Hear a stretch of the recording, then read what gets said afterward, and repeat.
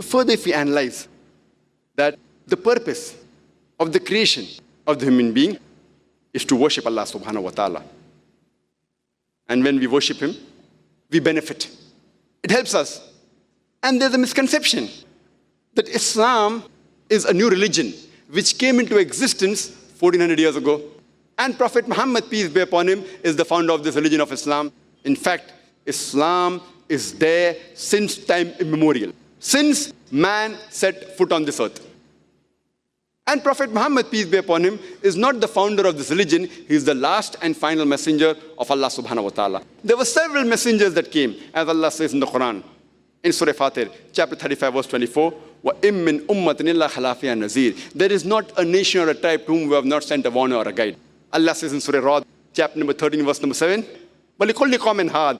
And to every people has a warner been sent.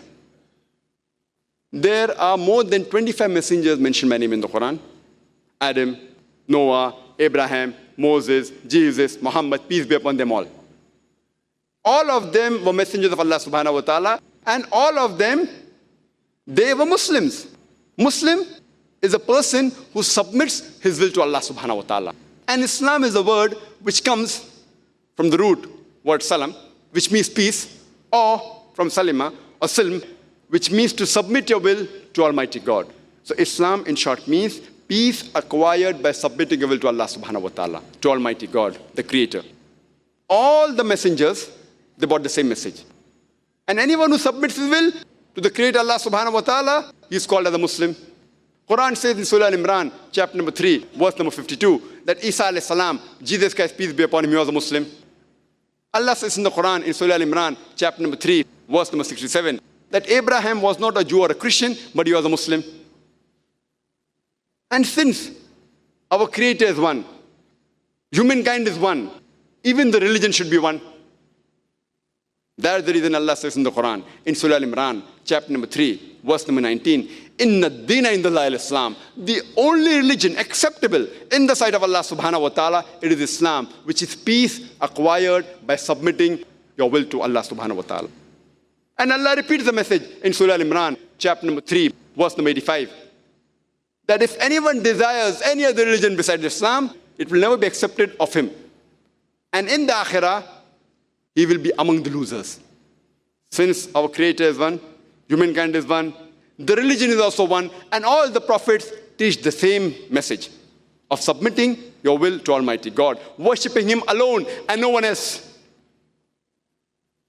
And Allah says in the Quran, in Surah Bayyana, chapter number 98, verse number 7, that those who have faith and do righteous deeds, they are the best of creation. Here Allah subhanahu wa ta'ala calls the human beings the best of creation. The greatest, there are many greater creation like the heaven, the earth, but the best of creation is the human being because we have a free will. And if with that free will, we obey the commandment of Allah subhanahu wa ta'ala, we reach the best of creation, highest. We are better even than the angels because angels don't have a free will. Human beings have a free will, and then if you obey the commandment, we become superior to the angels. But if you don't obey His commandments, we become the brothers of the Satan. So the human beings are the best creation of Allah subhanahu wa ta'ala. And the gravest sin that is described in the Quran, in Surah Nisa, chapter number 4, verse number 48, that Allah subhanahu wa ta'ala will forgive any sin. Allah subhanahu wa ta'ala, if He pleases, He will forgive any sin. But the sin of shirk, He'll never forgive. Allah repeats the message in Surah Nisa, chapter number 4, verse number 116, that Allah subhanahu wa ta'ala, if He pleases, He will forgive any sin. But the sin of associating partners with Him, He shall never forgive. The greatest sin for the human being is associating partners with Allah subhanahu wa ta'ala, worshipping anyone besides the one true God, Allah subhanahu wa ta'ala. And one of the qualities of Allah subhanahu wa ta'ala is love. And as I mentioned, that Allah subhanahu wa ta'ala, He loves His creation. And because He loves us, with His grace, He has given us all this ni'mah.